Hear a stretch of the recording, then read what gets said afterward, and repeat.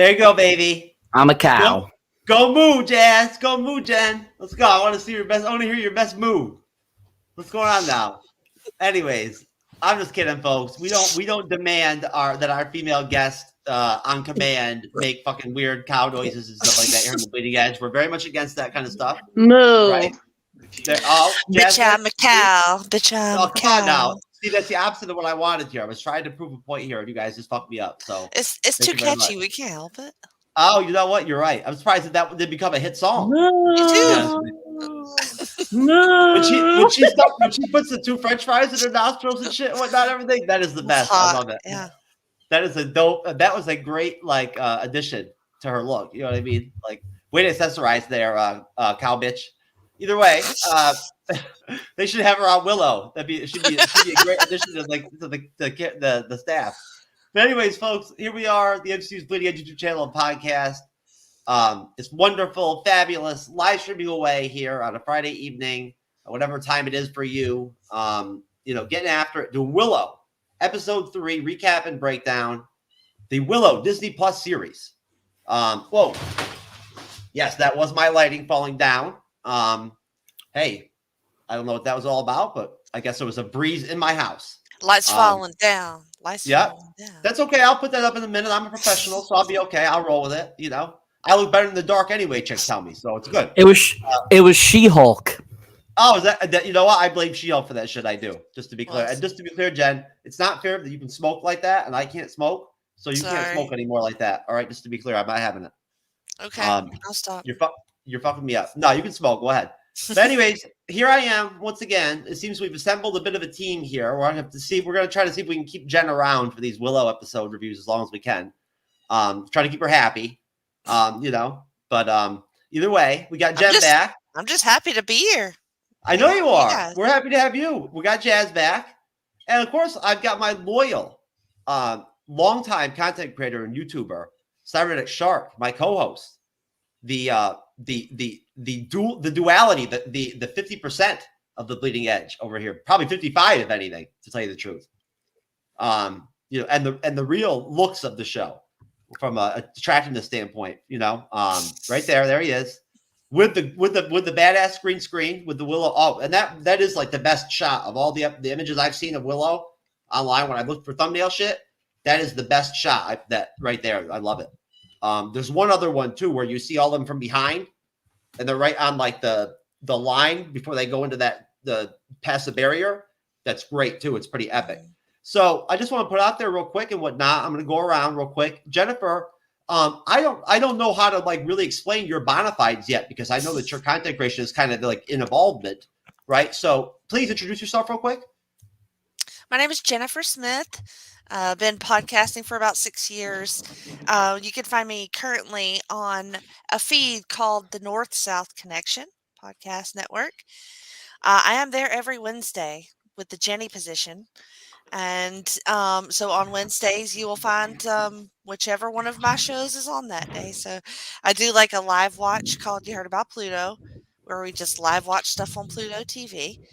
And then I do a horror movie live watch podcast called Freak Out Drive-In, where me and a guest pick a horror movie and live watch it. I have sort of a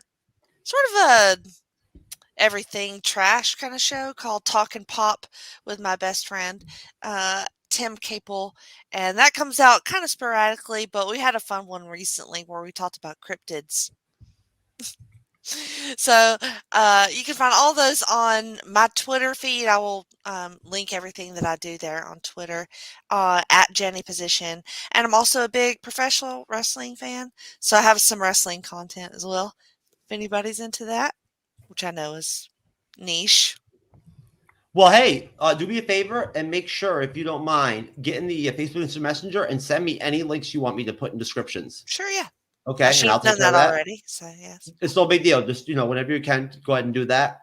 Cyber, if you would do the same thing for me too, brother, I'd appreciate it. I know it's been forever and I didn't ask you, but I'd appreciate it too. And same thing with you, Jazz.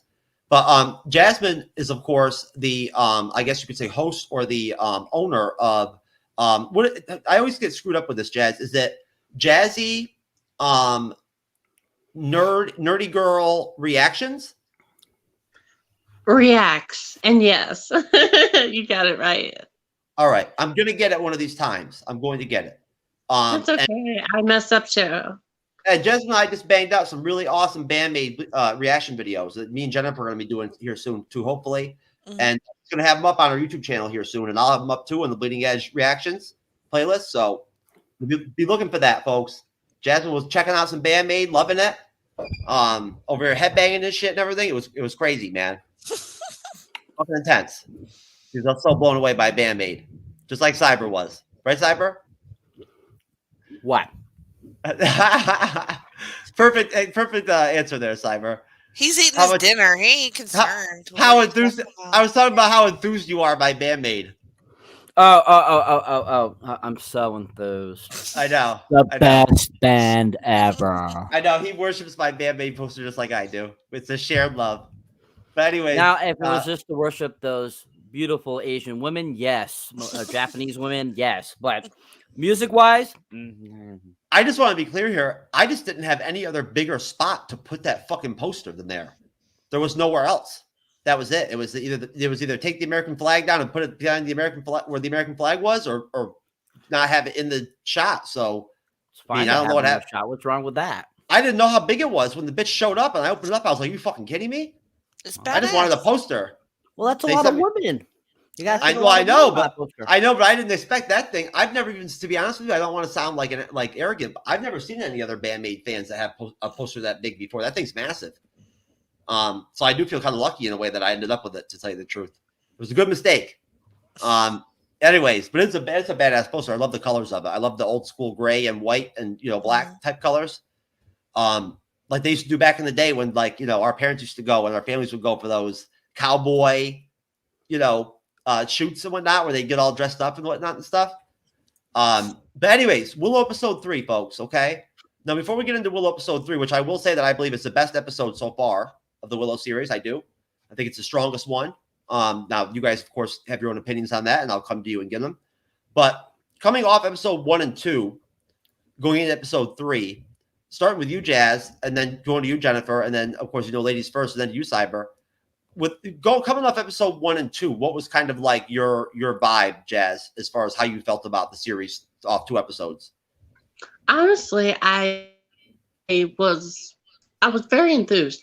The show has been giving very much a cross between Lord of the Rings and The Witcher in those first few episodes, vibe-wise. Like they were building something phenomenal. Like they're getting darker and more into the lore of the world, like that world building that we kind of need from this show. Because with the movie, it gives us a little of the grounds of where they're going to begin with the story. Well, this one really dives into the world, so we kind of get a new overall vibe of it. So the first 2 episodes have been really inviting and interesting. They have their moments where you're kind of like, I don't know where this is going. And some characters are giving you very much Amber from Invincible. But, it's getting there. And I'm very interested. Excellent. Good to hear. All right, Jen. Much the same reaction. I was really surprised by how much I got super emotionally invested very quickly in 2 episodes. So, like I said, for me to put my phone down during an episode is sort of huge, and that's what it's been consistent in keeping my attention. And I don't know if I thought this was the best one, but it definitely is turning darker, and we're starting to, there's humor still throughout, but we're starting to see that slide into the real shit's about to hit the fan. Okay. I would agree with that it is getting darker. Cyber? So the first 2 episodes I thought were decent, both of them. I enjoyed them. Most definitely, I think I've said when we reviewed the first episode, I wish we had seen more of Willow in that episode. The second episode, I thought that was brilliant too as well. It had a lot of great moments. Not as much action as I would have liked. That was more similar in the film.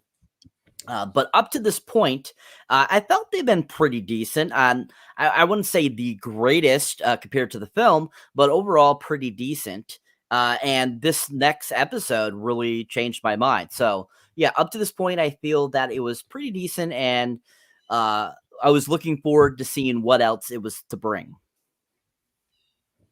Okay, most definitely. And yeah, I mean, I'd say, I would probably agree with all of you. I think you all pretty much would mirror to some extent kind of where I'm at, truthfully. I'm looking at this right now on my monitor, and wow, the clarity on it, the monitor is so much better than my laptop. It's like great. We actually look great, folks. Just to let you know, we look really good. Not me, of course, just you two and Cyber. But of course, it's the green screens. The green screen does it for Cyber. So no, I would say probably if I had to, put it out there, I would just say that my expectation was that things had to get better. It had to there had to be the increase in the quality of the episodes after those first two. I had a feeling either 3 or 4 would really pop off. That's how Rings of Power was for me, which was sad because I think a lot of people gave up on that series after they watched the first episode or the second episode and said, fuck this, and just walked away. And if they had just stuck around with it instead of just talking shit, they actually would have realized that it gets better. And by the time you get to the end of it, it's actually a pretty solid season, the first season. I don't know why everybody's flipping out about it. They think everything's got to be changed. I don't. But hey, that's another conversation, right? So to change up the order of things a little bit and make things fun, I'm going to actually ask you guys for your episode ratings right now at the beginning of the show for episode 3. And then we'll break down the episode. So I'm going to start with you, Cyber, and we'll go back around the other way around. Cyber, then Jen, then Jazz. Cyber, give me your rating for episode 3. I give it a solid 10. I thought it was really fantastic. It was the whole fight sequence that pulled me in, and because of that, I give it a 10. Holy shit. That's really quick in the series to be dropping a 10, brother. But hey, that's your call, man. What do you think, Jen? Is Cyber fucking delusional or what? Now look, that's a bold choice, but I like it. I like it when somebody marks out for something so hard and they're like, I don't care what y'all say. This 3rd episode of this show is a 10, and that's what I think. So I like that choice. I'm not going to echo it. I'm going to go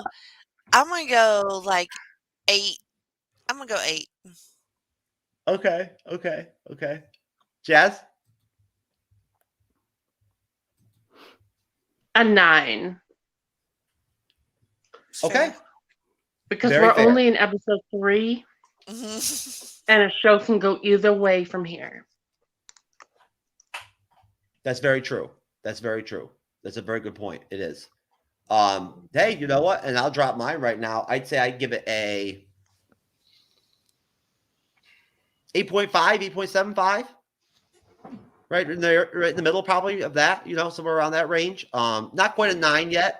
And I'm going to save my 10s. I don't know if I'm going to have a 10 in the series. We'll have to see.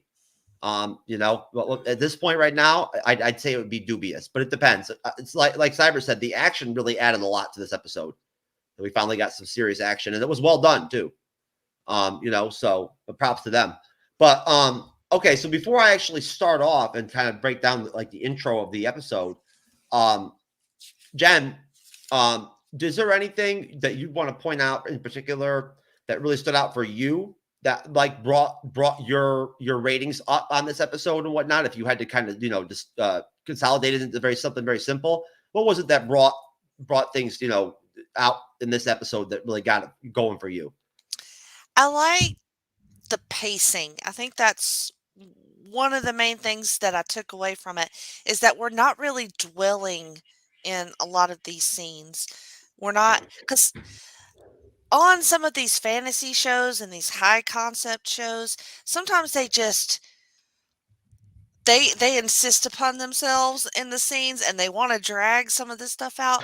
But I feel like they use their time well. These episodes are not very long. And so we don't get a lot of time to world build. So I appreciate the pacing in this, and we're moving along, and we're not just sitting around waiting. Even though it felt that way on that last episode a little bit because we're waiting on her to find her magic. We're really steaming along with this plot, and big things are happening in every episode still. So, like Jasmine said, this a third episode in a show is kind of like where you go, if I'm sticking around, usually for me. So if you're still steaming ahead in that third episode and you haven't bogged down in a lot of this world building yet, you're doing good. Okay, Jasmine?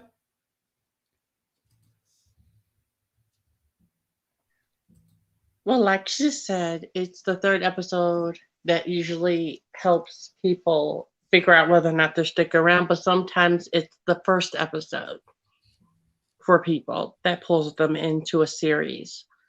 Like, there are some people that could have watched the first episode of The House of the Dragon and immediately were like, too slow for me. Mm-hmm. Or Lord of the Rings and been like, just a long ass movie. Like, it's all about that, what pulls you in, and it has to be captivating enough. And this episode itself captivated me. I mean, I was already pulled in episode 2, but this one, it feels nice for them to give you a slow burn, but give us a little bit of action in there mixed in. It's nice to have a little bit of both. Sometimes you need a little bit more depth, and this show seems to be doing that without feeling like it's been rushed, like a lot of shows have been due to COVID restrictions. Cyber? Would you repeat the question, please? What was it that, if you had to just really just basically, simplify it down to something, easy, what was it that you really thought was a difference for you that really made it stand out for you in episode 3? I mean, honestly, like I said, it was the action sequence. That was my key point on this whole episode, is that final battle sequence at the end of the episode blew me away. It was what exactly I was looking for, because in the film itself, some of the best sequences in the whole entire film were when Mad Mardigan was kicking butt. And that's what I was looking for in the series, because when I think of Willow, I think of like Mad Mardigan, I think of action, I think of medieval times, battling and stuff like that. So that sequence where all of them, basically fight off against the Queen's guards that are infected by the Creon, or Creo, whatever they're called. And, they're battling. It was just action-packed, and how it was like dark out. It was raining. It was flooding. That just all worked so well and made it so enjoyable. So I think that's what made a big difference for me, was this action sequence was just the best action sequence in the last 3 episodes. Okay. Excellent.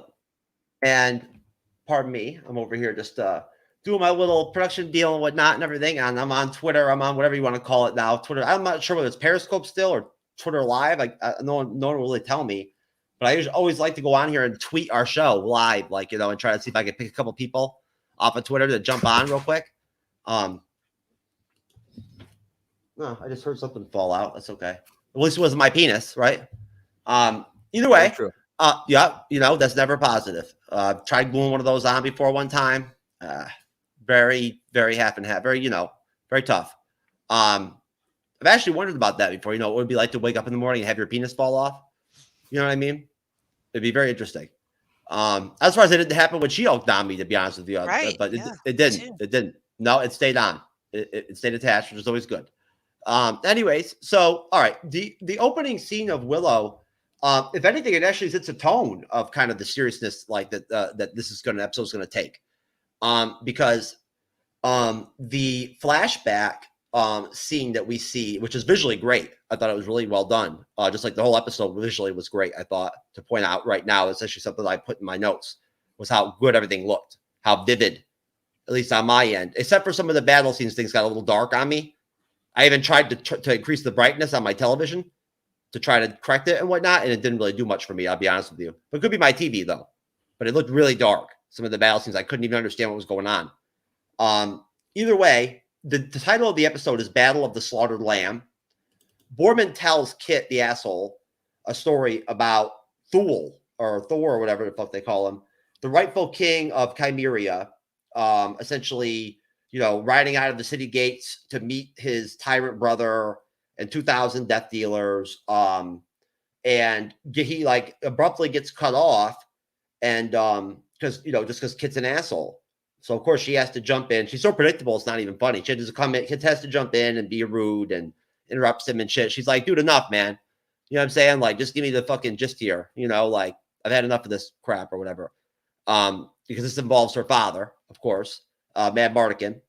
And I'm liking Borman. Like, Borman is becoming more useful and like impactful as a character, like as their little travail is going, it seems to me. And plus this connection and this tie where he actually knows Mad Mardigan and whatnot and everything and connects to like the actual film. I think it's like great that they have that going with him. And he has all this knowledge of the past and in this world in Chimeria, right? Because we don't know that much about, other than the movie, about the history really of what goes on in this realm.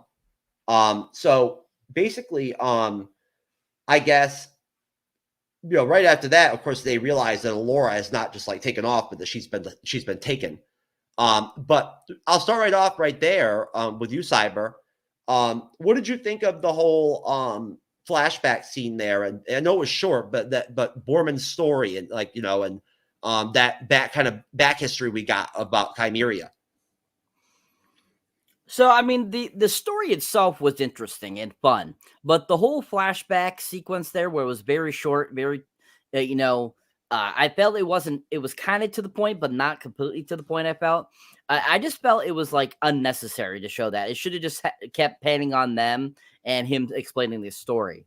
And so, I don't think it was anything of significance. I thought it was okay. Definitely my least favorite part of the episode. Just because I found it kind of boring. And, even though the story was interesting, that flashback, showing that just did not play out well for me. I think they should have just stayed on Borman and Kit and, explain the story by just showing it, going back and forth, them talking to each other, telling the story. But other than that, I thought it was interesting, like I said, and I thought that it gave the episode some interesting thoughts. So Jen, when Kit and Jade eventually get it on during the series, hopefully they'll show it to us. Let's hope, right? Who do you think will be doming each other? Like, do you think that it'll be like? Do you think that like Kit will be like an asshole and like try to dom Jade, and Jade will just like feign submissive or whatever, submissivity or whatever or some shit? How do you think that'll go down? No, by the time they bang, I think Jade will be fully doming our little princess here. Oh, really? You think that Kit's just, like, her asshole thing is actually just like an expression of her, like, her slave ability? Well, most people that are like her are easily, subbed up once you figure them up. Man, me and Jen are gonna have some conversations at some point. I think on some of her, I'm gonna go around one of her shows, so her and I can have some discussions on this type of trope. Me and Jazz would have these conversations privately anyway already. So, right, Jazz? Y'all and She-Hulk. Yeah. Oh yeah. No, believe me. No, I'm very. Look, I only talked to Cyber and like Beck and Renee about like what really happened the night that She-Hulk domed me. That's some real deep shit. That's really dark stuff. I don't really want to, make anybody uncomfortable. I mean, let's just say that She-Hulk's penis She-Hulk's penis was bigger than mine. So, you know what I'm saying? No doubt. And green. So, you know what I'm saying? No, but anyways, so no, Jen, what did you think of the intro? Did you like it? Did that really did it surprise you? I like it because it sort of puts Borman in the place of Mad Mardigan, really, because we're not, I don't think we're going to get any flashbacks or anything of him unless we're saving that for later on in the show. So really Borman is our stand-in for him and basically for her dad. He has all the stories. He was there, he knew him and they were friends and blah, blah. So she's just really pumping him for information. I think y'all are just too hard Kit. She's just like a little spoiled, you know. I don't know. She's used to getting her way. She interrupts the story. I like this story, by the way. I need some more of this context about why do we care about this artifact that we're going to go try to find. She's obsessed with it. What is it and why do I care about it? So I needed that information.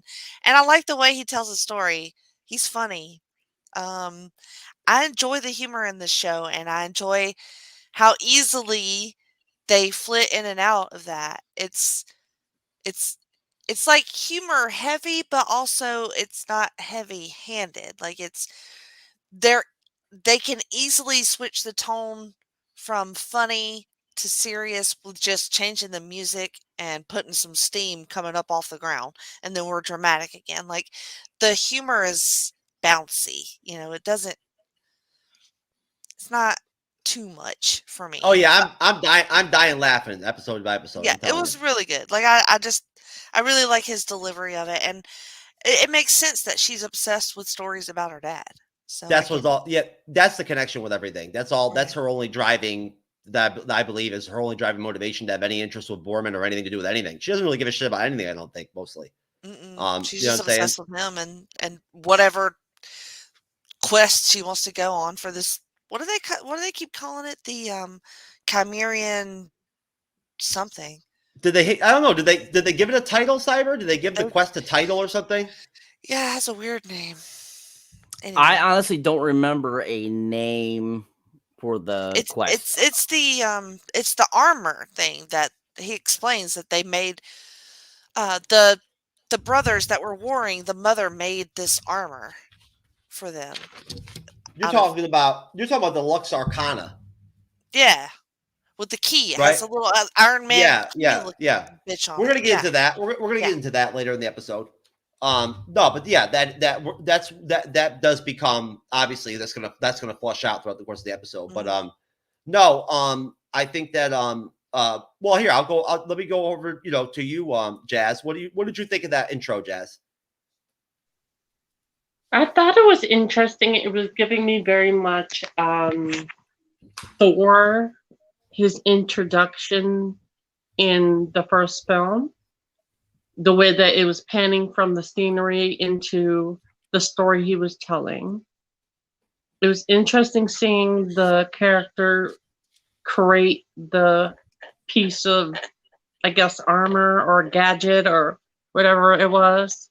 Looked like a little pocket pussy with green lights. Anyway. That was good. But that was good. I was really bad. I had to say it though. That's what it made me think of. I was like, it looks like a little pocket pussy. Anyway, why would anybody be surprised that that's what you would relate that to, Jazz? But it didn't give me any substance. It had no payoff, in my opinion.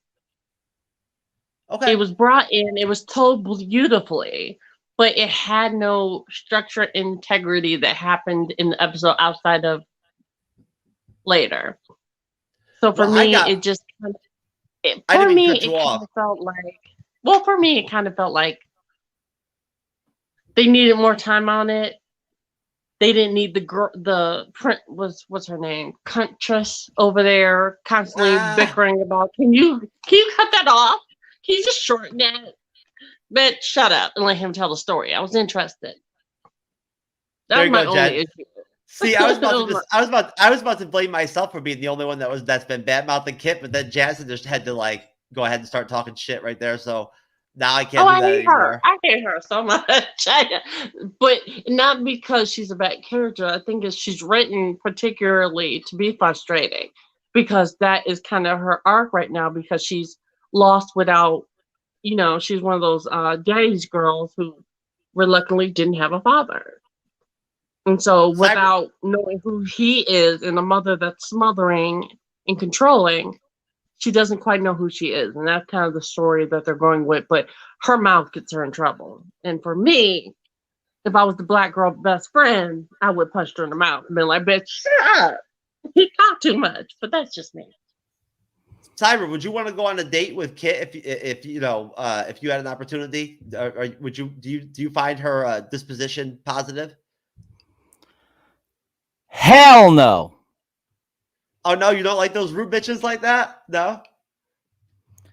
She would have to pay me $1 billion, gazillion, quadrillion dollars. Well, Oh, she's man. broke, so her mommy Well, got that money. So no, then never. I'll tell you right now, if I could have a night with her, that rudeness would be gone. I'd fuck it out of her. You know what I'm saying? Oh my Okay, You know Amber what I mean? I don't Alert! think she Amber likes Alert! boys, honey Yeah. bun. Yeah. Amber Alert! Woo, woo, woo, woo. The only noise, the only rudeness you'd be hearing from her would be the fucking noises she'd be making when she was laying there like a wiped out pile of garbage when I was done with her. Old Kit, she'd be all smashed up then. That's okay though. That'll be another time. We'll work on that. But either way, no. What I was thinking when I saw that to myself was, it's too bad that they didn't do a series on this, like this intro. You know what I mean? Like if they had done this, if this was the story and whatnot, this seems cool. Like I like this. You know what I mean? Like, you know, and what I was wondering too, going back to you, Jen, and then you, Jazz, and Cyber. What do you think it would have been like if Vale was okay health wise and whatnot and everything, and he could have been in the series? What do you think the impact could have been if Vale could have actually been a part of the cast and whatnot, and been Mad Mardigan and whatnot? Jen, do you think it would have made a really big difference? Oh, I think so. For me, I mean, just for my reaction to Willow and everybody else, I think it would be awesome. Like, I hate that for him that he can't do it, but yeah, I can see something where he is either, king with her, or they've had this split, which seems to be the case in this storyline, and he's off doing something crazy because he's a crazy person. I don't really see him sticking around to raise these kids, though. Well, Hell either no, way, he's a whore. well, he's Val Kilmer, and like honestly, He's I for always the thought. streets. I always thought Val Kilmer was a pretty solid actor. I really did. I do. Oh, People yeah, can say for what he sure. wants. So I don't see how if he was capable, I don't see how he wouldn't have been an addition to the series personally. As as an actor himself, playing his character. But Jasmine, of course, we all know. Like, I mean, Jasmine's I think a little bit younger than all of us, than Jennifer, probably than me, than Cyber. But like anybody that's like old enough to have grown up in the 80s, and whatnot or whatever, in that era. Of course, or 90s, like, of course, what loves Val Kilmer, or like knows Val Kilmer, to where it would make a difference if he was in the series. Mm-hmm. I'm So what do you only think, Jack? 32. I know you're only 32. That is young, though. I know 80s films. I know Val Kilmer. Don't try me. All I said was in order of age, it's probably Don't you, age shame her. then Jennifer, then me, then Cyber. That's all I said. Well, I'm 40. I'm Oh. teasing. There you go. I'm 42 and Cyber's fucking 75, 74. So. Damn, he's I'm really just kidding. Burn. I'm just He kidding. said, I'm what's just kidding. age rate? No. Cyber's age doesn't need to be known. True. It's a secret. But anyways, Jasmine, so what do you think? What would Val's impact be on the series?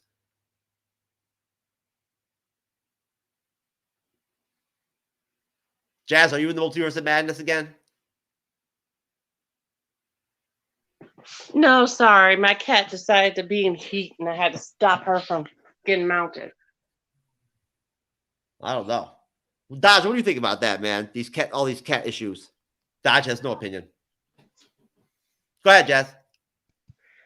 What am I talking about now? Whatever you want, sweetie. The floor is wide open to you. However you want to take it. No, I'm just kidding.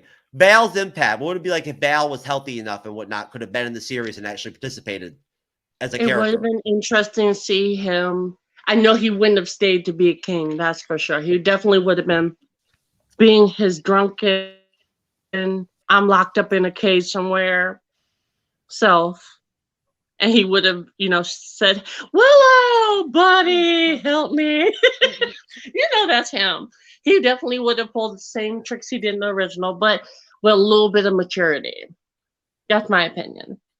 But it would have been nice to see him. He probably would have brought some humor, a little bit more humor to it, but matured humor. Good point. To it, because of we would have aged with him due to the fact that it's his reprisal of the role. So I definitely would have enjoyed it. Most definitely. And Cyber, I'm most looking forward to what you would think about this, because I know that you've covered Val's whole career and whatnot, everything, of course. So what do you think the overall impact would have been? And I'm talking in terms of the popularity of the show, the build up to it, like the audience numbers, the authenticity that he would have brought, the gravitas. You see what I'm saying? To the cast, right? Because he automatically would have been the most esteemed actor or actress or accomplished actor or actress in the show, right? If he would have joined the cast. So Most definitely. yeah. So I mean, people can say again, I'm not, some people bash some of the movies he's done, but I think Val's made some really damn good movies, man. He's a good actor. So you tell me, what would his impact have been? And I think Jazz makes a good point. The humor would have been, he would have added a lot of really authentic humor to the series. Well, when he made Willow in '88, I mean, he was already kind of a name because he had just been in Top Gun, and he had done a few other things prior to that, Real Genius and stuff like that, and Top Secret, stuff like that. And so he was kind of a already kind of a big name. So he was pretty big when he made this film, and this film just capitalized on him as an actor, and people just fell in love with him. He got a huge following after the original Willow film, and he became a superstar. So I think that it would have been a huge impact for a lot of people if, unfortunately he didn't have gotten throat cancer and unfortunately lost his voice box and, had to deal with all that and not be able to really talk anymore.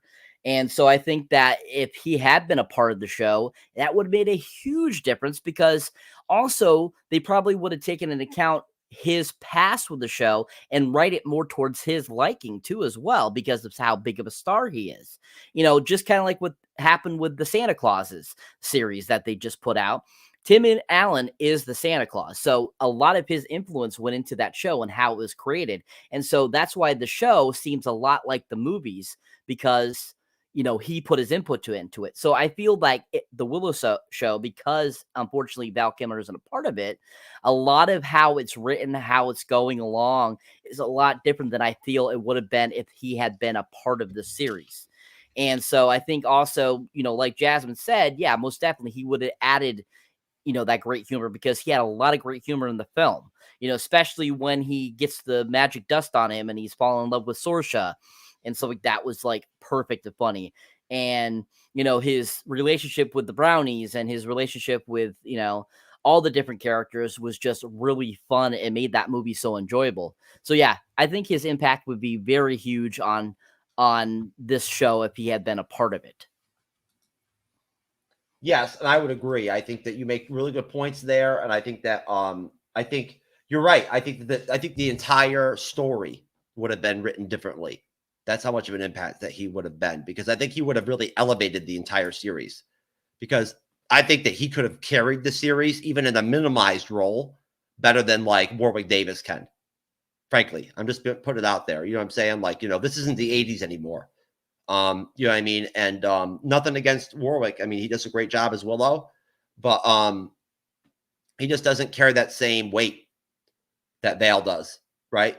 on screen, that screen presence and whatnot and everything is just different. So either way, when we get past, the Borman Kit dialogue, which obviously it seems like it's going to be a recurrent theme, them kind of talking to each other and kind of like, buddying almost or something like that or whatever, right? They've kind of separated them, throughout, through the whole aspect of his relationship, with Matt Bardigan. So essentially, from there, as I said, there's a realization that Laura has been actually grabbed by somebody, they don't know who, and it, we end up with Jade finding and confronting Valentine, who has of course been, now like well infected, and like almost possessed or whatever you want, if you want to call it, by the Lich or the like, or I forget, how you pronounce his name. Of course, by the, the magic he used, it turned Valentine into a disciple. which is also what all the soldiers are that then come in. They're basically disciples. And basically, it's interesting because even though Valentine is essentially infected by the darkness, as we later in the episode hear it being named by Borman, right? There again, another trope that's very connected to like Rings of Power and Lord of the Rings, right? The darkness, the dark versus light vibe, like that whole thing. In Rings of Power, that was flushed out all the time, like that was, and but well done too. But either way, Jade confronts Valentine. Now, don't forget now that Valentine raised Jade and trained Jade, right, and everything and whatnot, and she is like his father figure and whatnot and everything. And of course, there is actually like a really, really solid emotional moment towards the end of the episode that I even like cried inside and outside during and whatnot. No, I didn't actually, but it was nice. It was emotional. So Jade finds Valentine. She sees that Allura is tied up to the back of his horse. She confronts him. And now, even though he's possessed and everything and whatnot, he does make an effort multiple times to like warn people, to warn others throughout the episode, like, don't fuck with me. You know what I'm saying? Like, I don't want to kill you, but I will. You know what I mean? Like, which surprises me kind of in a way that they went with that direction, right? He could just be the darkness and whatnot and just be killing people and like not even caring or not even talking to people. But he actually is like not so possessed that, he's still trying to be diplomatic at times, which I found interesting. I did. So at that point, there's like a very short skirmish between Jade, of course, who is a well-trained, like high-level swordswoman, right? And they kind of like go at it a little bit and whatnot. Then the rest of the team join in. Willard vocally announces that he knows that he's serving the Cronin, right? He can detect it and tell that he's been infected or possessed or whatever, the Gales, right? And essentially, like I said, the other soldiers come out of nowhere. They join the fray. We get like a very short skirmish, where it's with some pretty solid action, some sword on sword action and whatnot, and stuff like that and whatnot, right? Willow's little buddy there jumps in. He seems to be a pretty badass little dude. I forget his name. And essentially, Willow tries to use magic. There's like smoke, but they end up grabbing, Allura and taking off. Jazz, what did you think of that whole scene? What are your thoughts?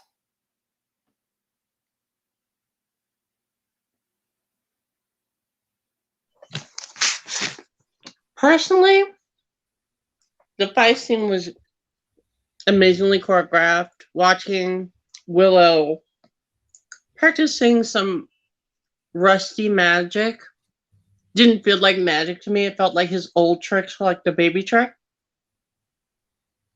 But this one was more chemical based, like he was just mixing a couple vials. That's why he needed a moment.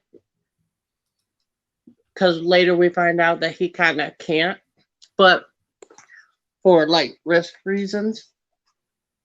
But for the most part, seeing that the girl from Winter Soldier, I really need to get her name down.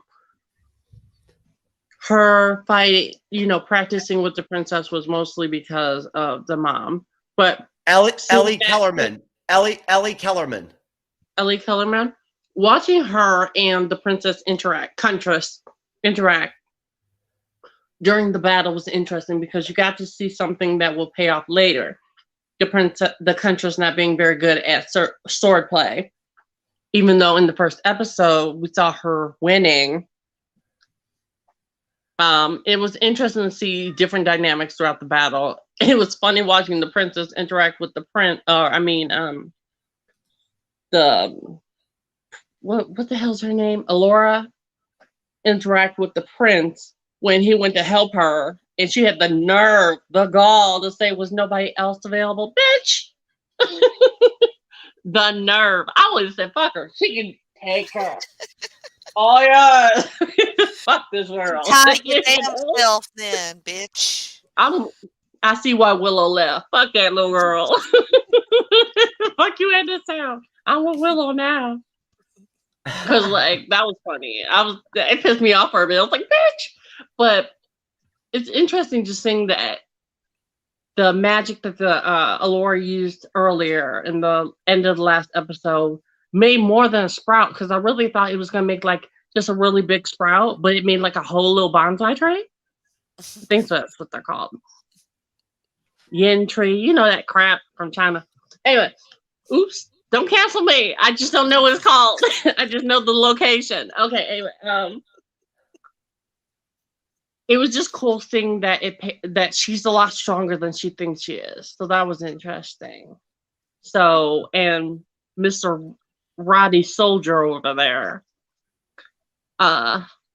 his vocals keep changing. You ever notice he kind of seems like one of those people that are like a DJ, but he can't seem to get the mic the right audio length, and it keeps getting the echoing. That's what he sounds like. So, like, it was interesting. Okay. Cyber? That's all I have to say. Cyber?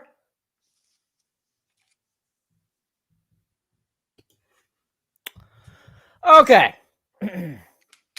So, the fight sequence. That whole sequence, like I said, this is one of the biggest reasons I really enjoyed this episode. I thought it was really well done, really well choreographed, like everyone has said. I thought that the whole sequences with everyone battling each other was really done well. I know some people probably found it kind of dark. It was kind of dark. Like you were saying, Jeff, you were having a hard time singing it. I totally get that. But I thought that the whole concept of them fighting in the rain, it flooding kind of, was really well done too, how they choreographed that. And I thought that whole section was really well done.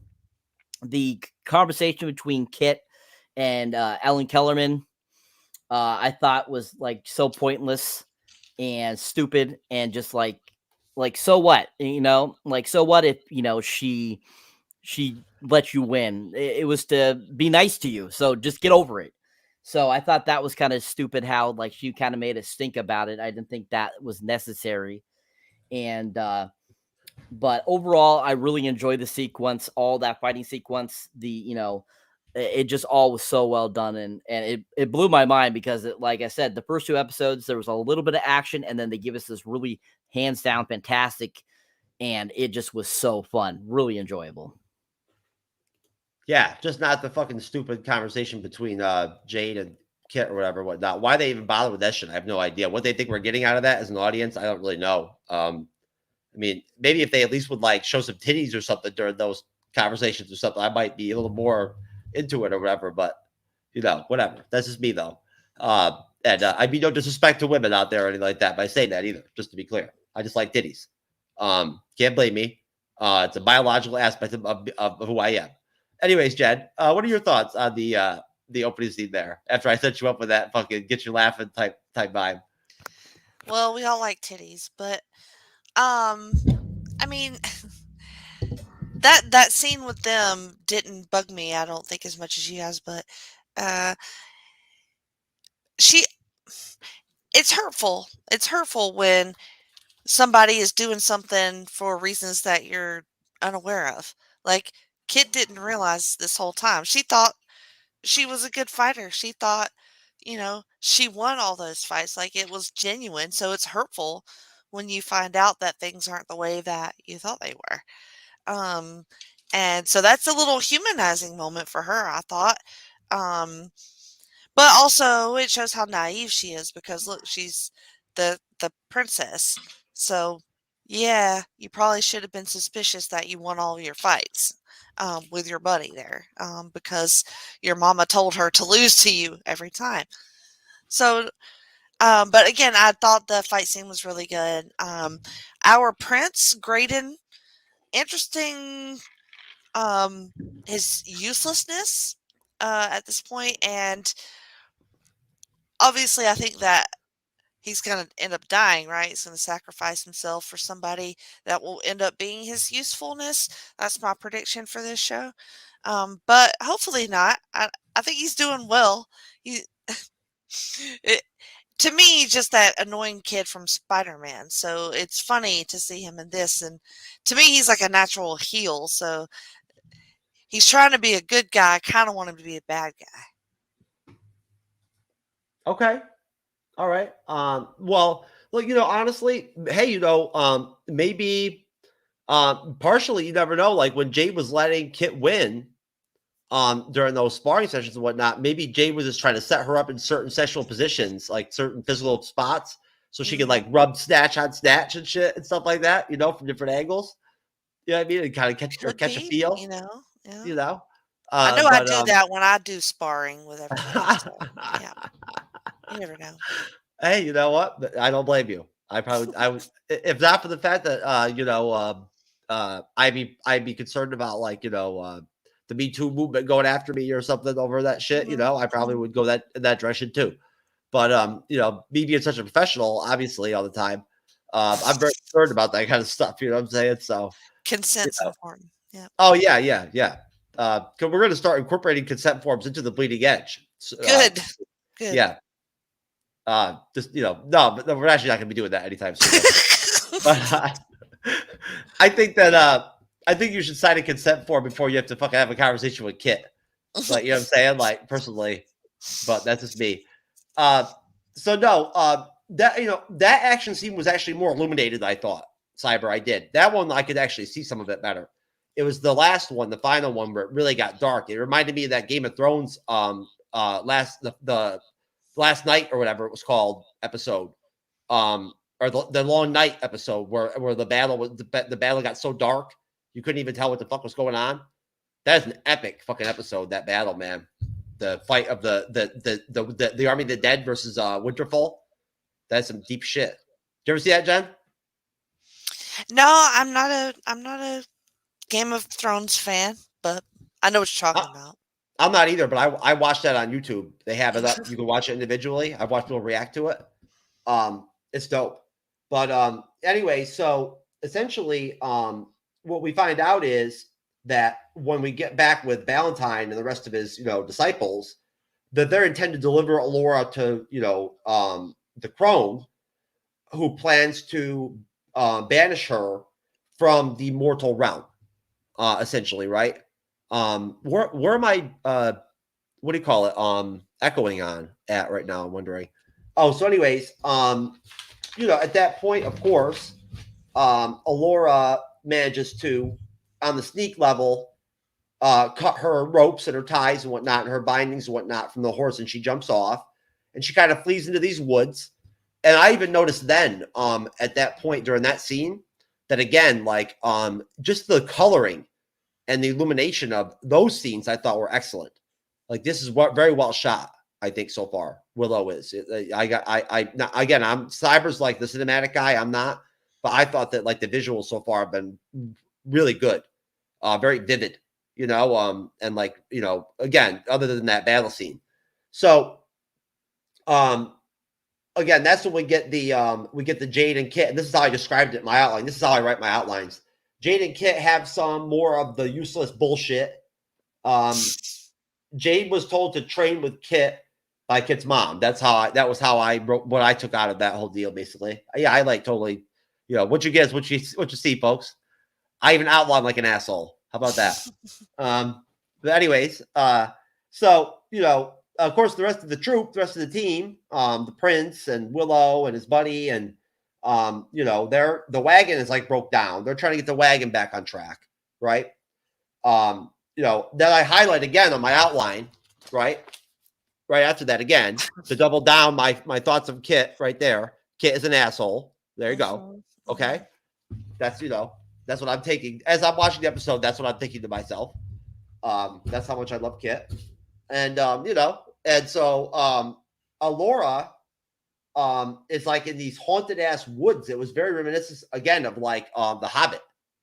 You know what I mean? Like, it almost like, where, like Mirkwood or whatnot it was, where like you're hearing like the darkness, like you're hearing this audible, like, these sounds that sound like almost like witch-like or demonic. And there's almost like this, like, darkness to the forest, which I didn't understand what that was all about, to be honest with you. They never really kind of explained that. But she stumbles upon, of course, two chicks who seem really, really cool. They've got like Australian accents and shit and everything and whatnot, which I always like. And they're real tough. Annie and Hubert. And they're talking all kinds of shit and everything and whatnot. And Hubert has some big axe and shit. And once they figure out that, they see the mark and realize that she's, Alora, Danon, they like flip out and they're like, oh, well, we'll fight to the death to, protect you and whatnot and all this shit. So, before, I guess, well, no, I'll get into it. Valentine, of course, shows up with the rest of the disciples. Very simple, scene.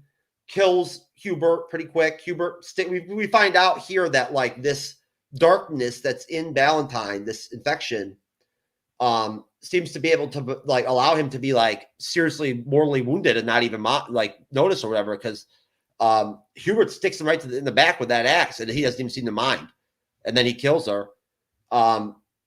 Annie turns into a little bitch and runs with Alora into the haunted woods again. Annie gets killed by Valentine, who Valentine explains to Alora that those deaths are on her. It's her fault. All of them are on her, because all she needs to do is submit. And he's actually voicing essentially at that point, the Cronin. You know what I'm saying? What they basically want from her as the being that she is. Before we get into Kit and Borman having another one of their dialogues, Cyber, your thoughts, sir, on those array of scenes? What was my thoughts on those array of scenes?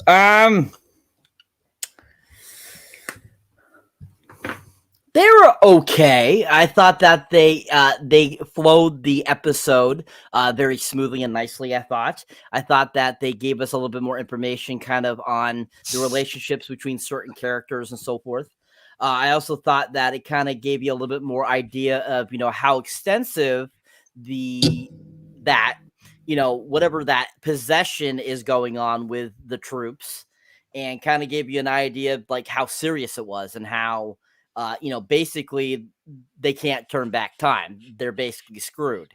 And as we saw at the end of the episode, they'll figure that out.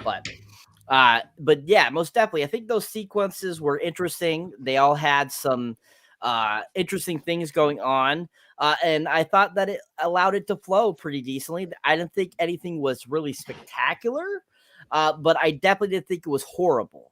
But overall, not too bad, not too shabby.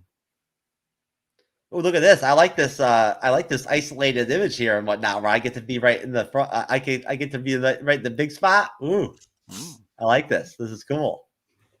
All right, awesome, Jennifer. There you go. Since you're in the spot now, what are your thoughts on those scenes? And I'll switch around.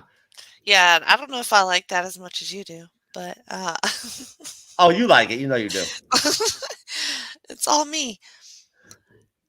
No, it's good. I like the infection aspect of this, where the darkness is overcome, but he, like you said earlier, he can still, he realizes that he's changing. He's not fully gone yet. He's pretty much dying to this infection or whatever we want to call it. But these scenes were good. They were a little bit filler, but it goes a long way in showing us the world too, when they travel, and these little, Alora can just come across these randos that just live in the forest, in this sweet little meadow. I thought that was going to be a dream sequence. I thought it was going to be fake, because it was just so random looking and the characters seemed very off. So this little cabin in the wood scene was different, confusing, and weird. All good things, I feel like. Some of it got a little heavy-handed, because they start talking about how we're all the same and we're all, it sort of got a little preachy in the middle there. And then you could sort of tell that they were going to be red-shirted. They were going to they're going to pretty much be eliminated and die because we need some casualties along the way on this road to up the stakes some. Okay. Most definitely. Jasmine, my friend, your thoughts. I agree with Jen when it comes to casualties. We do need some because so far we've had nothing more than conversation, world building, exploring, little bit of combat, but no real risks taken with our main cast that we keep following. So having this particular battle, fight, and how it did was nice. It built some stakes on top of getting to see more of the environment and the world that we're currently investing in. I'm a little annoyed with what's his name, Rahman, Jafar, him. You know who I'm talking about. Jafar. Borman. Borman, I was close. He is very conniving. He reminds me of Val Kilmer's character. I feel like he was written in to replace him. Mm-hmm. In my opinion, just kind of the way he's written. He reminds me a lot of the Val Kilmer's character from the movie, where he has his own goal and execution in which he's going for, while enticing sub characters because he's a good sweet talker and he knows how to tell a good story. I really hope the brownies show up because I kind of missed them. But so far, what do they call them? Daywalkers? No. The little zombie people, the soldiers. The disciples. Them? The what? They're called the disciples. The disciples? That's so lame. Anyway, them getting anorexic through the entire episode was killing me. I'm like, y'all didn't eat shit this whole time? But him and that damn octave level that keeps changing, like there's 3 mics connected to one and he just keeps talking with 3 different voices. Like, dude, shut up. Pick one. He seems more confused of what his goal is, though he knows he's working for the Chrome, but he's also working for that skeleton dude who bit him in the beginning. And then you have the nothing from frickin' Neverland, a never-ending story showing up, talking about smoke screens and,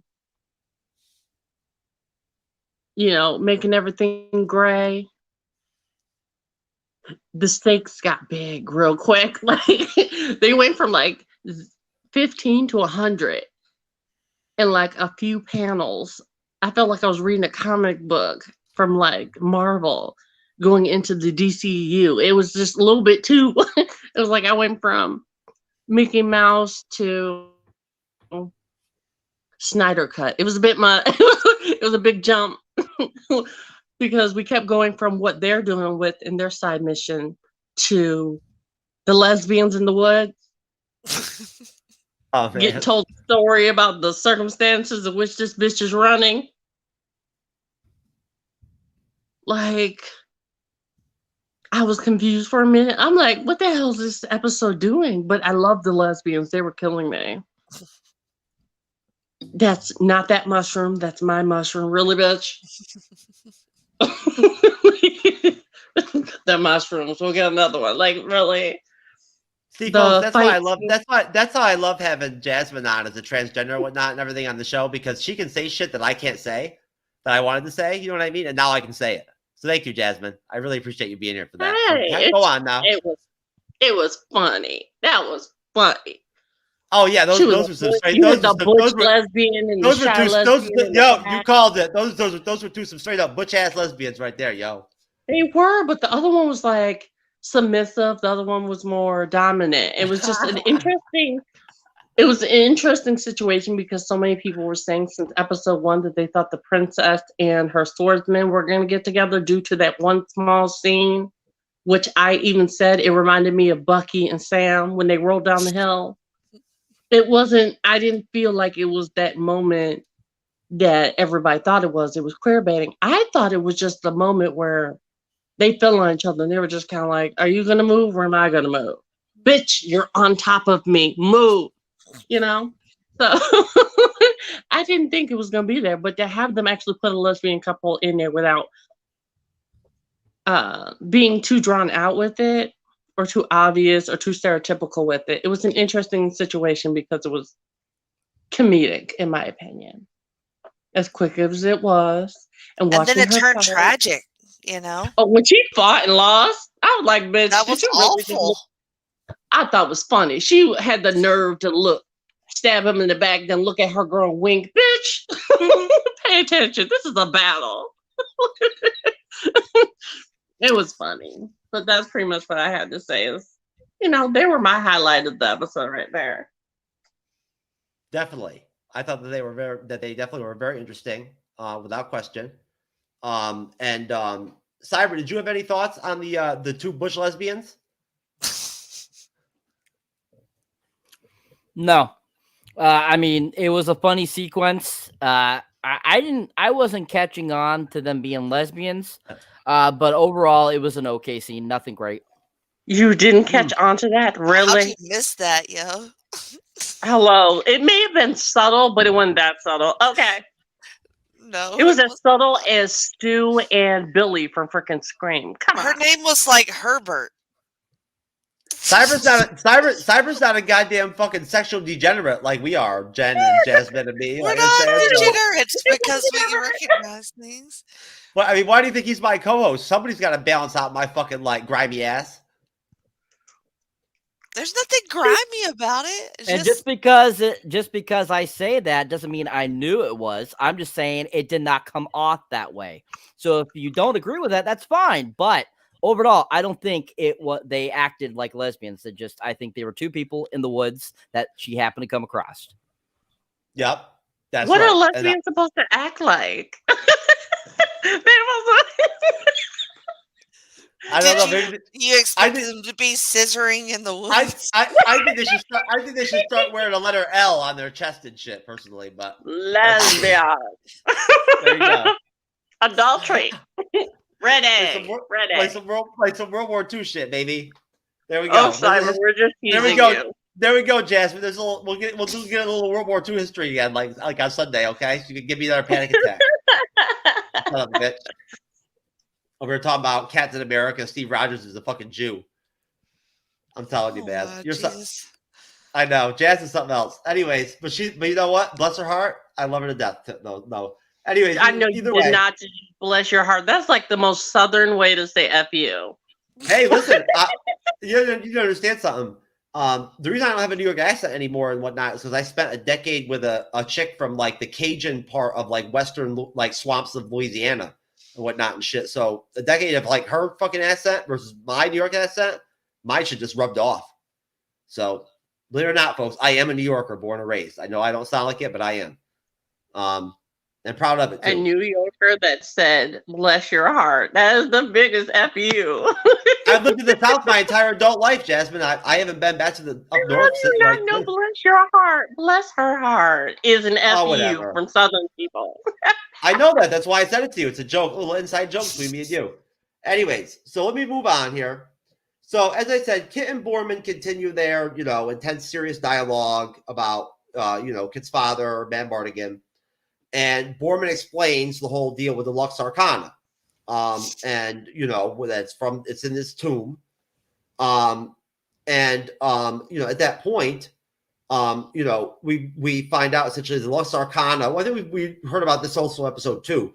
The Lux Arcana was created by Annabelle, a fae of the Grove. She created this device as a magical key that activated the enchanted Chimerian cuirass, so it would only serve he who was worthy of its awesome power. It was lost to the ages and eventually found by Mardigan and Thraxus Borman.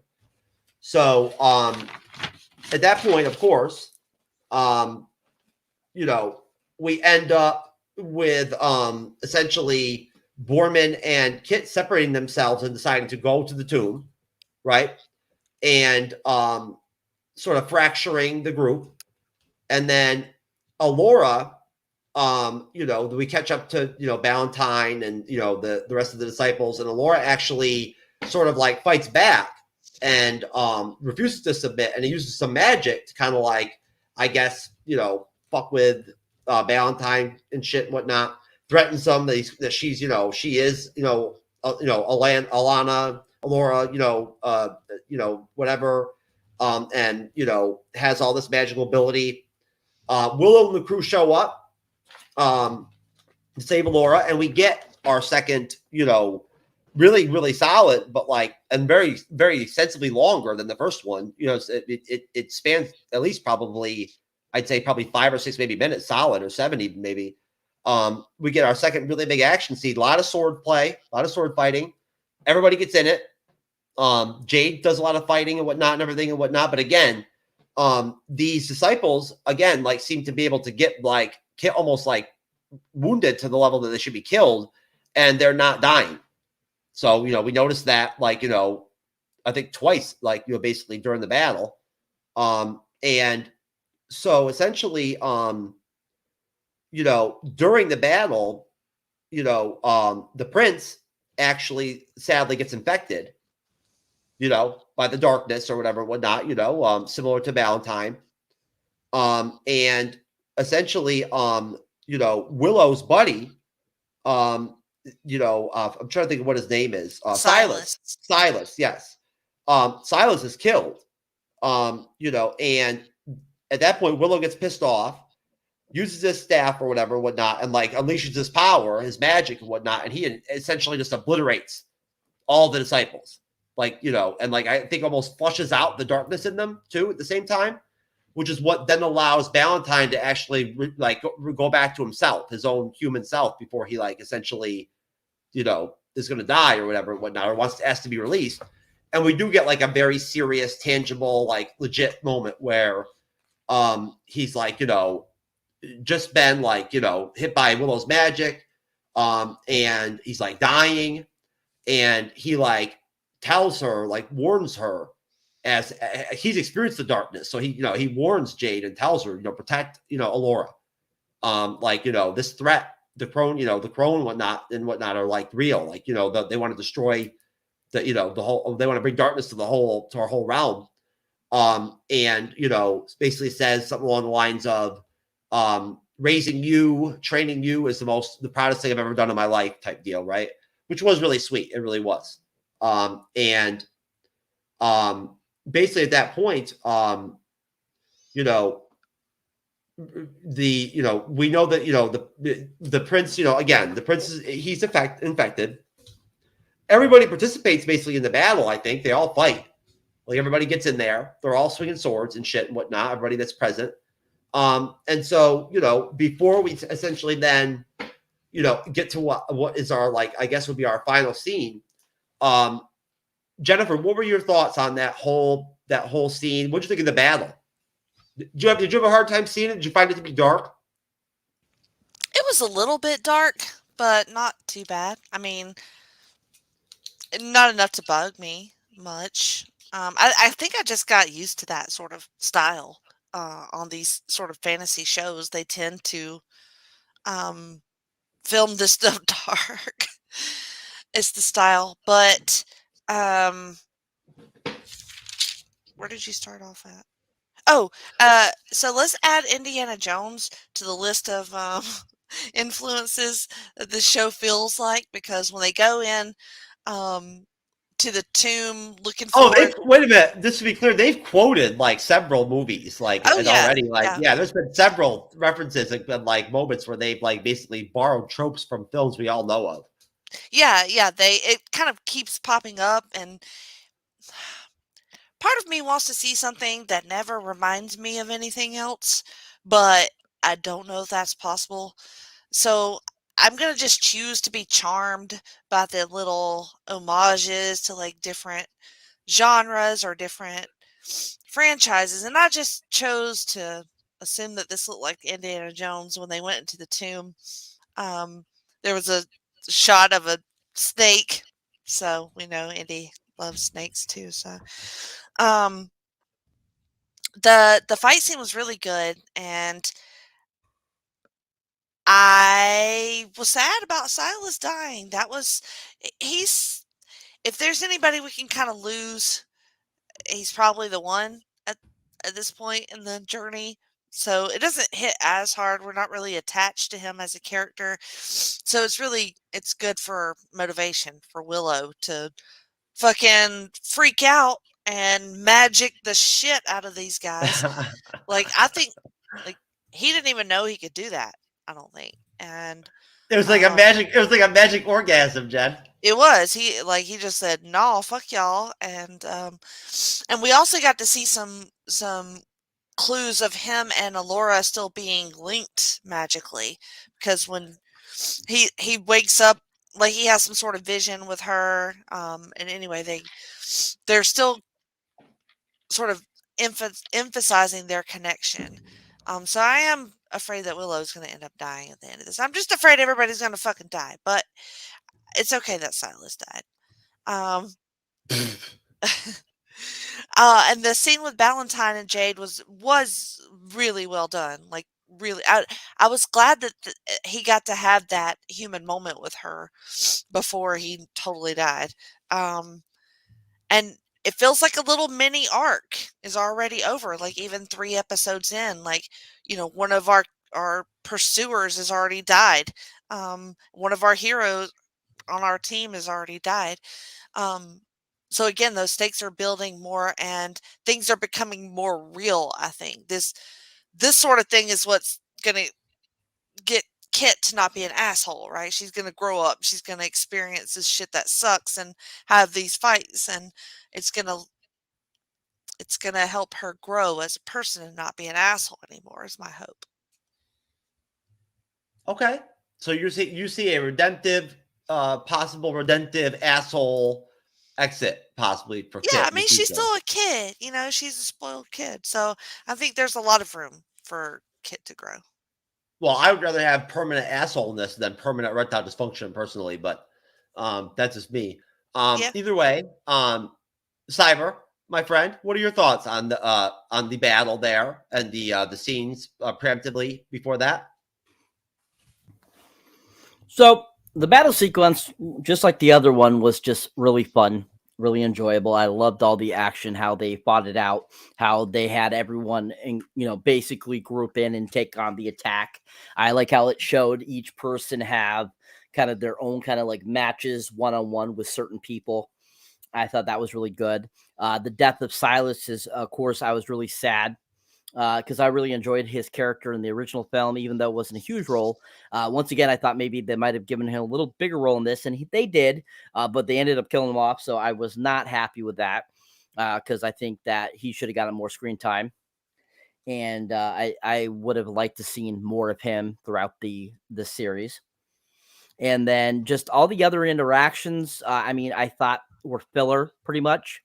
Definitely, the relationship between Ellen Kellerman and the head guard there, that was very good. That was very interesting. I liked how they have them kind of have that sentimental moment, him kind of like being that mentor to her and kind of father figure, which was really well done. And I thought that worked out really well to kind of end that battle at the very end of this episode. So I thought all the sequences were done really decently, really well. And overall, I thought they were all pretty decent. Jasmine. I'm here. Your thoughts? Sorry. No, go ahead. Your thoughts, my friend. Go ahead. I didn't realize I was muted. Basically, I think, like Cyber said, that the fight scene was really well done. They did a really good job with flipping from each character during the conflict and doing it in a way that it didn't feel rushed. or sloppy. The editing was really good. And losing a character during that battle was infuriated me. Why? Because I kind of wanted Jafar to go. Because his lying ass. I wanted them to see Jafar be an ass. I know that ain't his name, but that's his name now. Jafar. Oh, boo boo. You know him. Anyway, him being a lying little jerk and hiding that thing in his little lightsaber pouch that seems to be in every franchise. They all have that little cigarette pouch where you can hide like a cigar. I think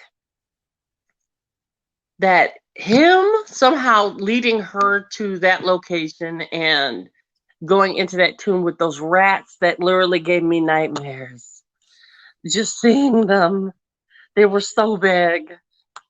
It made me think of the Mummy. Thank you, Jasmine. Jazz, I'm sorry for cutting you off, but thank you for bringing that up. Where am I echoing at? Somebody. I don't know. Let me see here. No, that's not it. Either way, no. Thank you for bringing that up.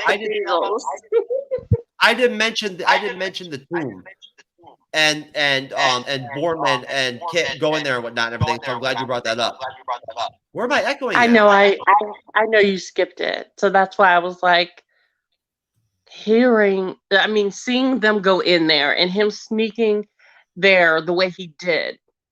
He lied and said they were going to this tavern, this place that was so gorgeous and full of, I think, boobs.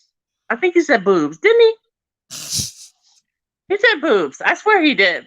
Anyway, and the girl was like all for it. She was like, okay, I'm gonna go with him and fuck you.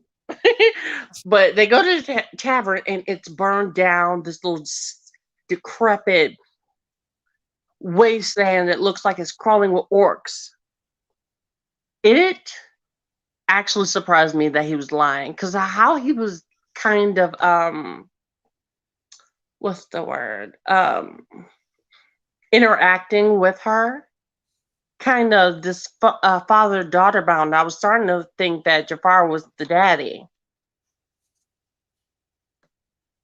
That was my opinion, because I'm like, ooh, we got a little mixed baby here. Because the way he's interacting with her and telling these stories, and just it gave me a very familiar Bond type situation. But him tricking her and going into the cavern and then going down into the well and those rats coming out like little terrors. I kind of thought they were either claymation at first or Jim Henson-y, just from like first glance, because they gave me a very practical effect vibe at first. I know there's a little bit of CGI just in order to enhance, but the way they did it was very very well done. It added to the terror of it when they had to run down the tunnel and you just hear them scraping and coming down the coming after them, and the eyes. Oh my God, the eyes. I felt like I was watching some for Courage the Cowardly Dog. It was terrifying. I was just like, is that guy going to come out and say, where's the slab? You know, that guy? It was interesting. Now, coming off of the battle, before it even started, we had the Alora talking about, I thought she was going to do some magic or something when she started saying the words, and felt so confident about it after touching the guy's face and having the sparks come off. I was kind of hoping like vines were going to come out of the ground and start beating the crap out of them or something, or just drag them down. I thought something was going to happen just for it to be a stick from fucking Willow. I was disappointed. Really? You got whacked by a short guy? Like, how the hell his stick get that far up? Like, he had to reach.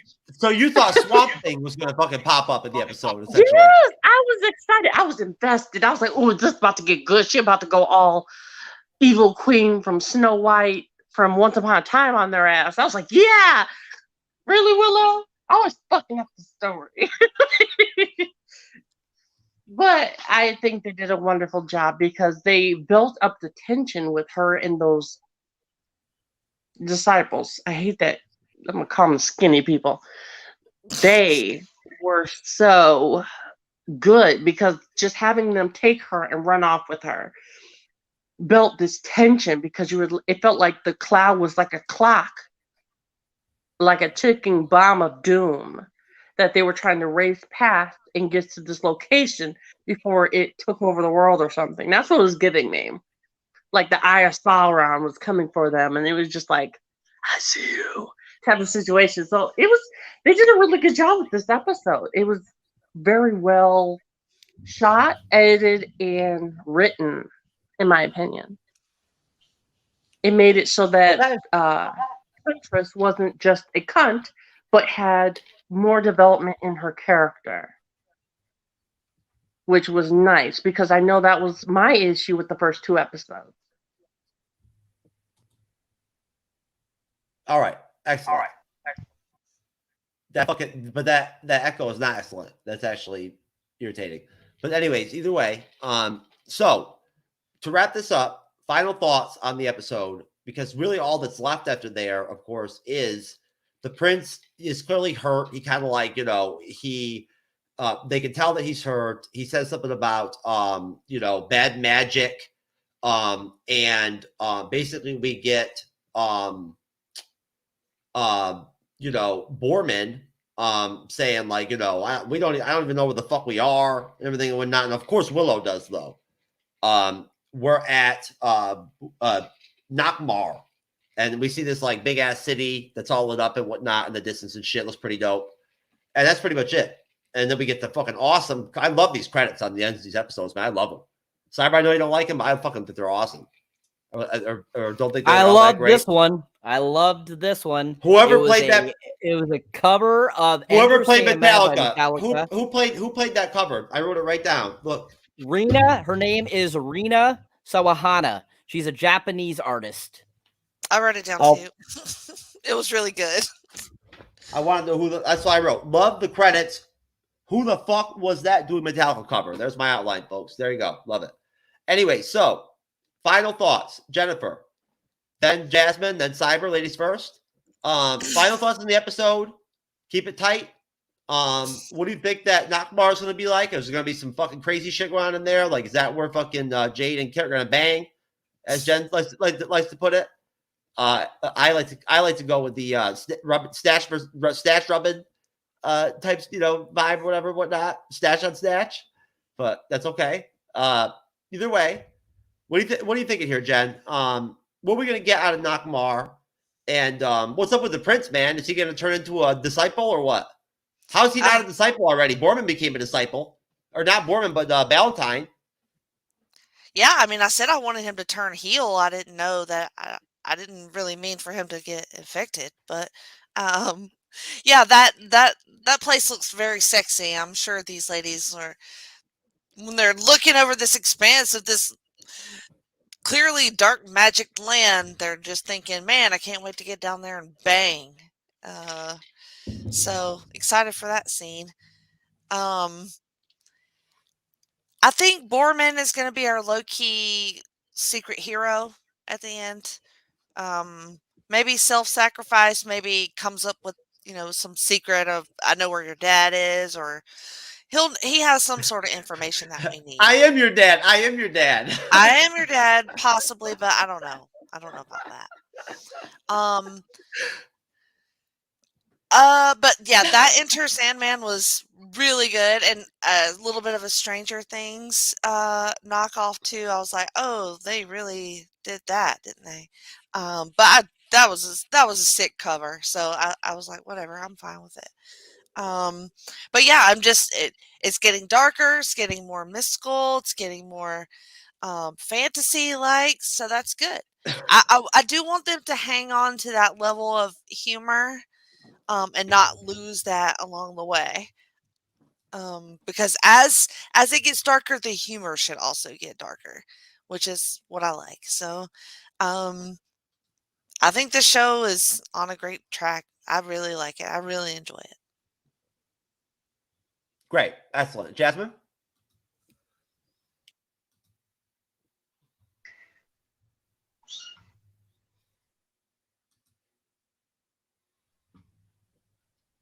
Jasmine. I think that. Sorry, the mic kept flickering and not working. Okay. I think that overall the episode has been really good and it's very promising, and I still feel like it can go either way.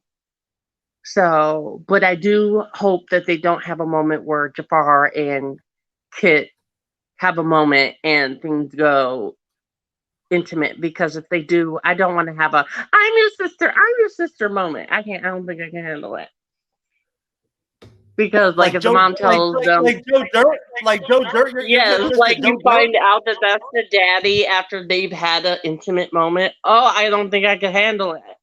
This is Disney, so I don't think we're going that route. I don't care. They've done that with properties that are, towards young adults. They've done Star it before. Wars, yes. Exactly. Like they've done it before. So it's like I just hope they don't do like it doesn't have to be intimate to the point of but I don't want to kiss or something, her crushing on her daddy. I just hope not.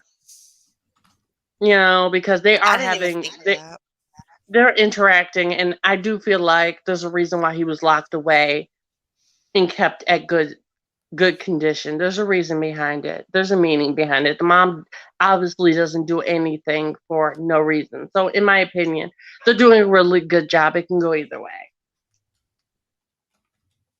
Okay. Cyber. So my final thoughts on the episode. How it ends, it was, pretty basic, nothing extravagant, nothing crazy. Definitely, kept my interest peaked and made me want to watch the next episode.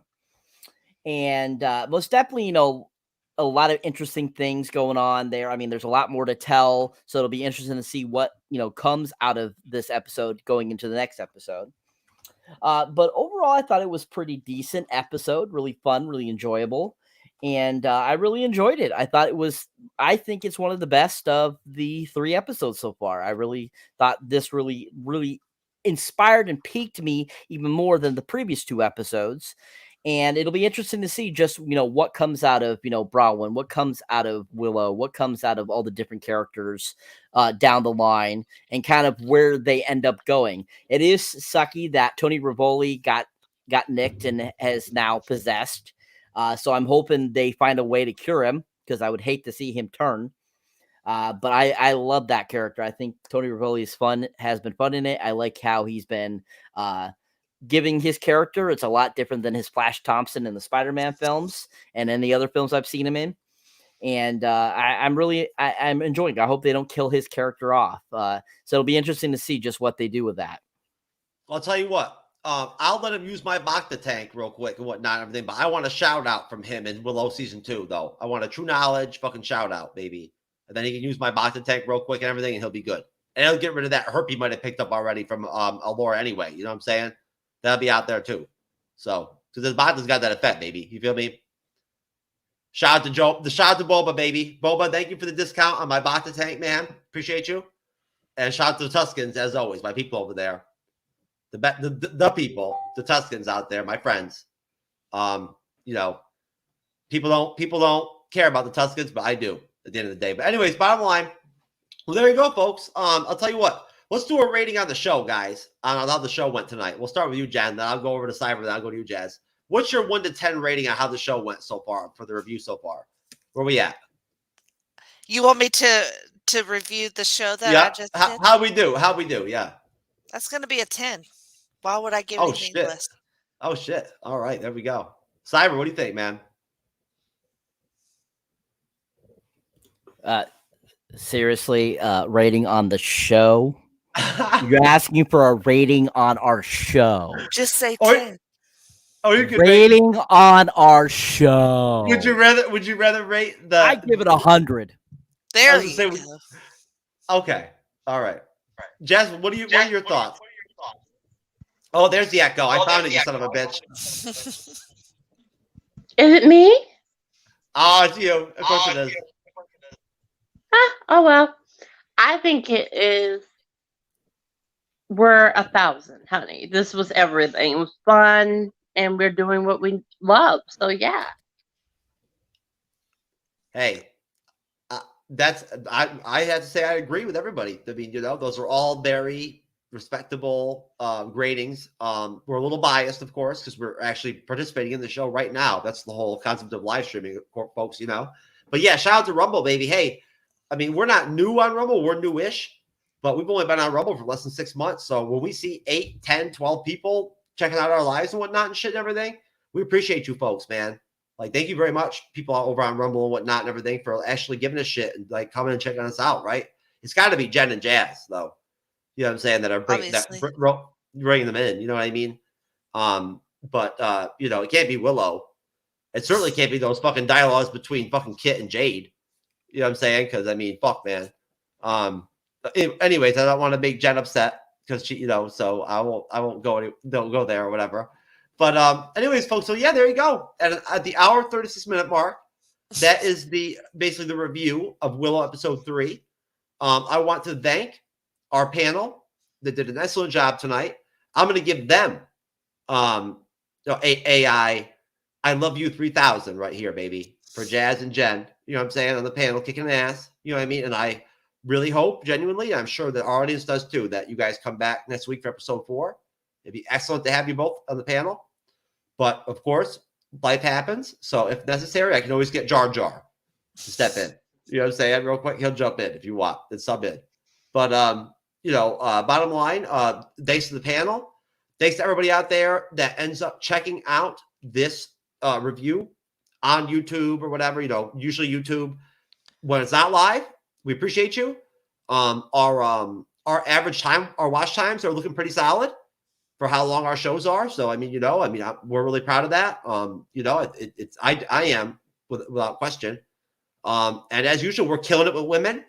The last time I checked on YouTube analytics, I think the last couple of months we've been averaging on YouTube viewership around like 32%. I think the lowest I saw was like 28% female viewership. That's pretty fucking good, folks, on YouTube in a male-dominated genre like we're in. So, and I'm not even going to talk about our podcast analytics with women because if I did, it might hurt people's feelings. So, either way, going around the panel really quick and whatnot. Cyberneticshark, if you'd like to start, I'll pull up your YouTube channel real quick and whatnot. You could go ahead and do your plugs. I'll go to you, Jen. Then I'll go to you, Jazz, and we'll get the fuck out of here and go do different shit. It'd be fucking awesome. All right, folks. So if you are familiar with me, if you have watched our podcast, you can find me under YouTube. Not what, but you can find me under Cyberneticshark, of course. If you enjoy me moderating or on the panel, you can definitely check me out on my solo channel, which, like I said, is under Cyberneticshark. I'm getting it. And basically, if you're interested, just recently popped up a couple unboxings for some anniversary editions of some recent physical media. So definitely check those out if you get a chance. Also, my little shorts I've been trying to keep up there too for you guys and all that kind of good stuff. As you can see, I'm at 445. Like I said, I'd like to be by the end of the year at 500. So I just need another 55. So if you guys could get me up there, it'd be great. And you guys rock. And of course, and new material will be coming up in the next several weeks. I have stuff already slated, ready to go. Going to be uploaded the day of every week. Trying to get things out for Thursday, Friday, Saturdays every week from now on. You'll have something new up. So keep an eye out for that. Trying to keep that in a general aspect of just, keeping it going. And like I said, yeah, if you get a chance, go check it out. And you can find me on all the different social media platforms too. So if you have suggestions of something you'd like to see me review, let me know, people. I am more than happy to. So I appreciate all you and check it out. Jen, where do I find you on Twitter? Is that where I can find your content? You sure can. It's at Jenny Position on Twitter. Hold on if one you second. Google I'll pull that, you up right now. What is it now? It's what is it on Twitter? At Jenny Position. Clever. I swear we did this last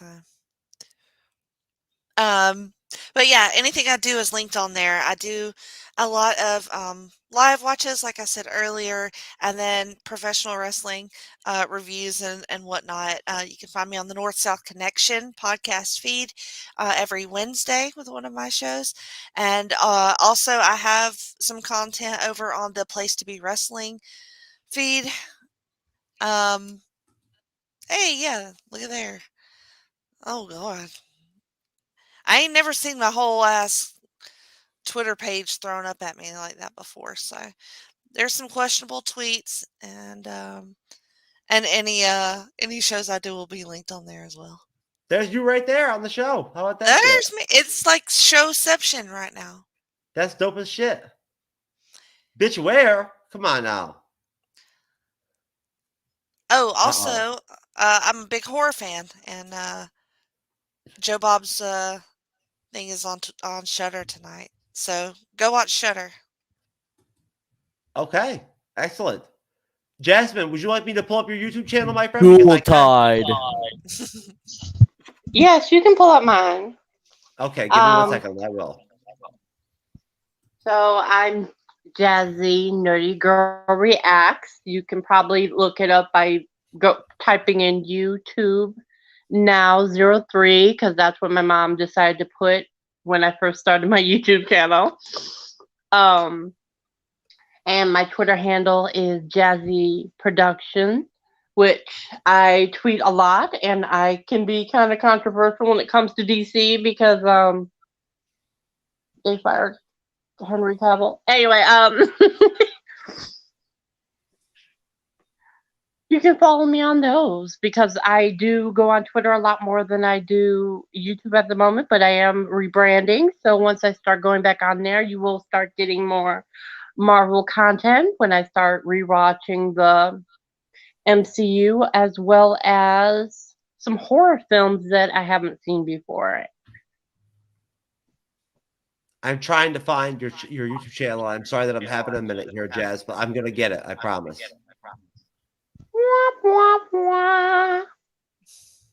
I don't know why it didn't just pop right up when I searched you.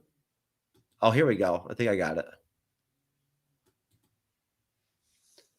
No, you don't. Surprisingly, you don't pop right up when I put you in the YouTube thing. It's not right there. How do you spell it? Is it JASS or Z? I typed it to you in the private chat. Like I said, you'll probably have to go through YouTube now 03 because that's what my handle was when I first started it. That I'm rebranding. It's going to take a minute before I can officially use that for people to search. I see. I got you now. I remember now from last time. There we go. Now I got you. Okay. Now I can actually pull you up, Jazz.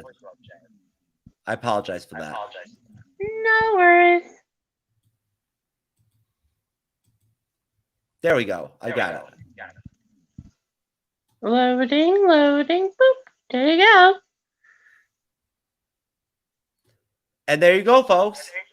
Looking good, except she needs new content. You better get those reactions up, my friend. I'm working on it. YouTube's being a pain, but I'm getting it. Okay. Well, Jasmine Matthews, there you go. I showed off your shit. Folks, honestly, the best individual content I'm making these days is stuff that I can't show, unfortunately, unless I add some kind of Patreon R-rated NC-17 type shit going on or whatever with the content and whatnot. Then my private content is something that's a little bit beyond the scope of YouTube, if you know what I mean. But either way, believe me, it's very impressive. I promise.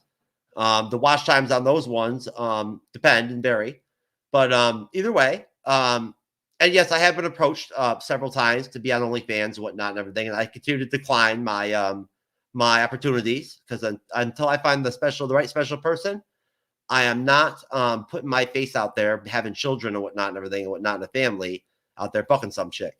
You know what I'm saying? Like online and whatnot. I have not quite found that person yet. But we'll see though. You never know. Maybe that She-Hulk Dom me will like get leaked or something like that. That'll be a big viral hit for me. We'll have to see. I'll be a big leader in the male sub community. But anyways, folks, once again, we love all of you out in all the fandoms. I don't know if there's a Willow fandom. If there is, I'd be very interested in thinking what your thoughts are on the Jade Kit lesbian relationship and whatnot and everything, since that seems to be like, my most fascinating aspect of the series so far. And I wanted to again thank everybody out there that supports Cyberneticshark individually with his content. Get him up to 500 subs, and then get him to 1,000, please. Jennifer, we're gonna make sure we get her descriptions in the description, her links in the description and whatnot. Come check out her content. And hopefully, we'll be seeing her more on the shows. And then, of course, Jasmine, we appreciate you very much, hon. You've been doing a great job. Most recently, you've been having some great shows with us, except for the Captain America being a Jew deal. Other than that, you've been awesome. Shout out to once again to all the fandoms. Have a great weekend, everybody. We love all of you. And do me a favor, subscribe to the fucking YouTube channel. Cyber and I would like to get to 10,000 subs. You know what I'm saying? That shit would be dope. And, once we hit 10,000, 100,000 is like a minute away. So get us to 10,000, so we could get up that hill, baby. But no, we love all of you. Appreciate you. See you next time. Peace.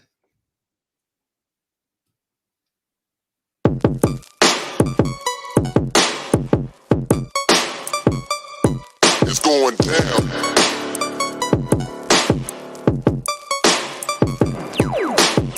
It's going down.